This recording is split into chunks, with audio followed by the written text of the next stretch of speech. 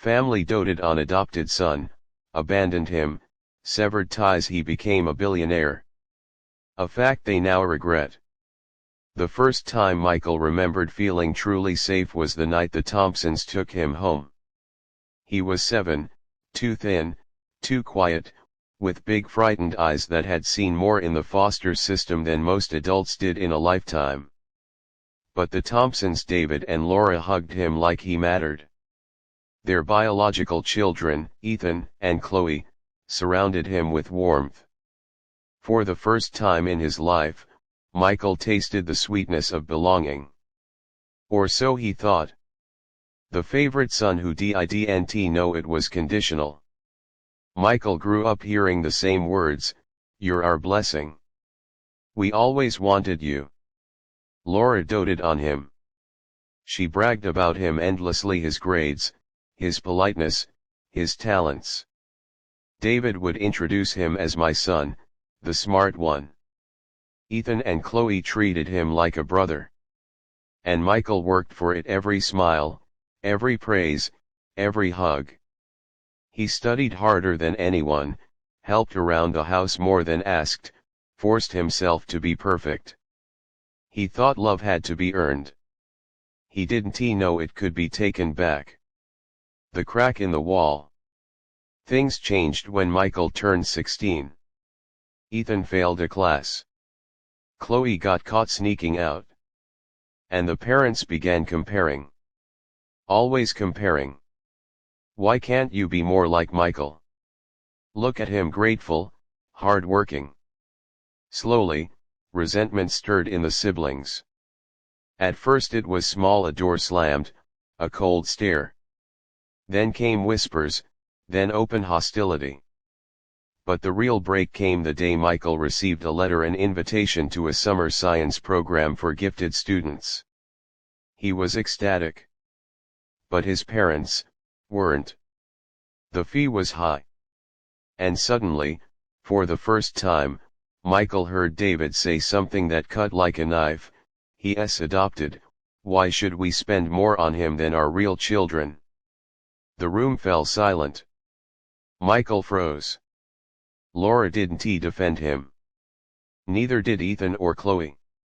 That night, Michael cried silently into his pillow, a pain so deep it felt like drowning. The betrayal. The final blow came at 18. Michael earned a scholarship to an elite university, partly funded, but he still needed support. He approached David and Laura with hope. David didn't look up. "We've decided we can't pay your remaining expenses. You're grown now. It's time you handle your own life." Michael stared at them, confused. "You said you'd help all of us through college."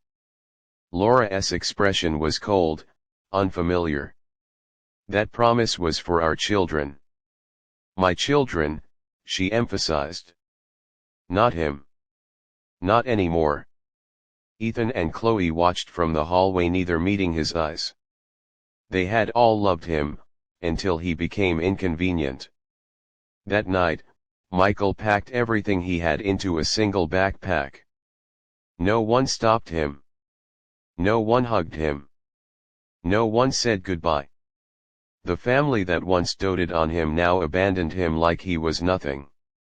The struggle for survival. Michael had nowhere to go. He slept in bus stations, worked at cafes, cleaned floors, washed dishes. He attended university during the day, exhausted but determined. He studied at night under streetlights. He lived on instant noodles. He wore the same shoes for 3 years until the Soleil's tour. People mocked him, ignored him, overlooked him. But Michael kept moving. Pain became fuel. Loneliness became discipline. Abandonment became ambition. He promised himself one thing: "I will become someone they can never forget." The idea that changed everything.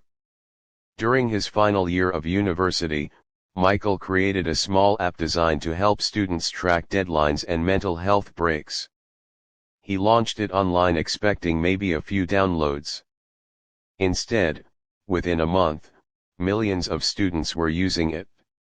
Investors began calling. Companies wanted partnerships. And Michael, the boy who once slept at bus stops, built his first company at 24. By 29, he created 3 more companies. By 31, he became a billionaire. The world knew his name. He was invited to conferences, magazines, events. People called him a genius. But he never once spoke of the Thompsons. They didn't deserve a place in his story? The family that came crawling back. One morning, a woman appeared at the reception of Michael's headquarters. Laura. Her hair had grayed, her face lined with regret. Security called him. She says she's your mother. Michael felt a coldness wash over him. He told security to send her up. When she entered, she burst into tears. Michael, sweetheart. We've missed you. Please come home. Your father is sick. Ethan lost his job.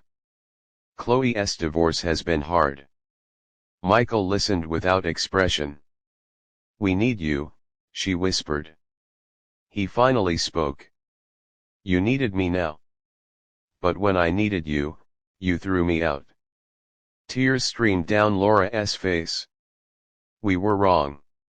You're still our son. He shook his head slowly. No, I was your son when I was convenient. Now I am simply Michael Thompson, the man I became without you. She reached for his hand. He stepped back. Michael, please, help us. He looked at her with a calm, icy finality. You severed ties.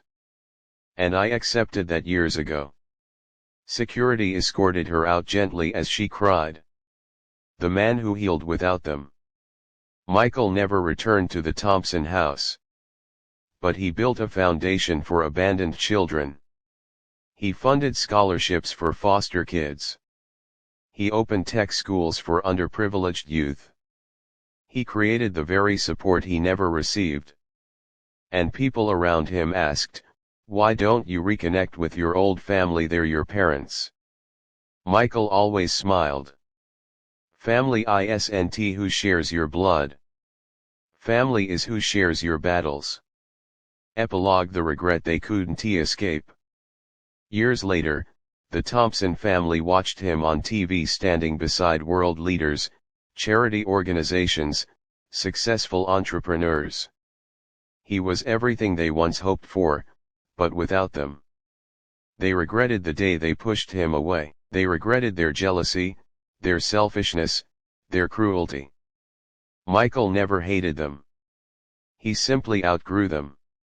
And the world learned one unforgettable truth: never underestimate the child you abandon. Someday, you might need the heart you once broke.